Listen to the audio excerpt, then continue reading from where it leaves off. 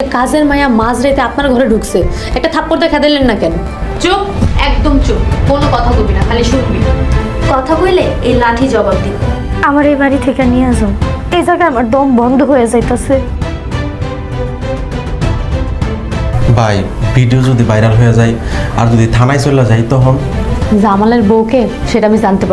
Hello, আসসালামু আলাইকুম বন্ধুরা। বছরট নাটকের 10 নম্বর পর্বটা অলরেডি আপলোড হয়েছে এবং অলরেডি আপনারা দেখেও ফেলছেন, কিন্তু 11 নম্বরে কি হবে এটার জন্য আপনারা অনেকেই কমেন্ট করতেছেন। তো আজকের এই ভিডিওতে জানিয়ে দেব 10 নম্বর পর্বের পরবর্তী 11 নম্বর পর্ব কি করলে সবার আগে আপনারা দেখতে পারবেন। আর আপনারা যারা 11 নম্বর পর্বটা সবার আগে দেখতে যাচ্ছেন, অর্থাৎ বছরট নাটকের পর্বগুলো সবার আগে দেখতে যাচ্ছেন, 11 নম্বর পর্বটাও সবার আগে দেখতে যাচ্ছেন, দুদিনের ভিতরে সর্বপ্রথম আপনাদের যেটি করতে হবে, আমাদের ইউটিউব চ্যানেলটিকে সাবস্ক্রাইব করে দিতে হবে।